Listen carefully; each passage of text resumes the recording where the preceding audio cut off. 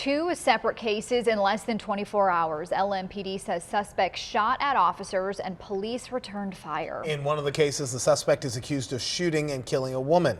Police told WDRB's Darby Bean the victim was trying to help a relative get her stuff back from an ex. Here inside Louisville Metro Corrections, Joshua Miller now has a $1 million bond. He's charged with murder and also several counts of attempted murder of a police officer. Showing up for his arraignment in a wheelchair after being released from the hospital, LMPD says Miller is to blame for this crime scene Sunday on Cypress Street in the Parkland neighborhood. Investigators had yellow tape and evidence markers spread across the snow-covered street.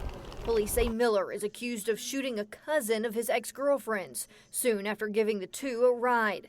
According to a police report, his ex had contacted him to get back some of her belongings. LMPD says while officers were trying to help the victim, she identified Miller as the shooter. Police Chief Paul Humphrey says a search soon began to find Miller. They say he showed back up to the area less than 2 hours later in an alley. As officers began to approach him, the subject shot at officers, and officers returned fire.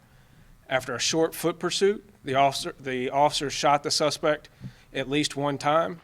While Miller was being taken to the hospital, police say he told an officer, quote, "If they ask you, I wasn't sorry for it. I was trying to kill that." The next day, he faced a judge from inside Metro Corrections downtown. All right, and I see here. At this time, we're entering your plea of not guilty. Do not say anything about your case. This is a very serious case. Anything you say can and will be used against you. After Judge Sarah Nicholson set his bond at $1 million, Miller asked her what 10% of that would be. Your bond is not 10%. It is $1 million full cash plus HIP if posted. The victim's name has not been released yet. LMPD says there is body camera video that will be released within 10 business days. And following this not guilty plea, Miller is scheduled to be back in court next week. Reporting in downtown Louisville, Darby Bean, WDRB News.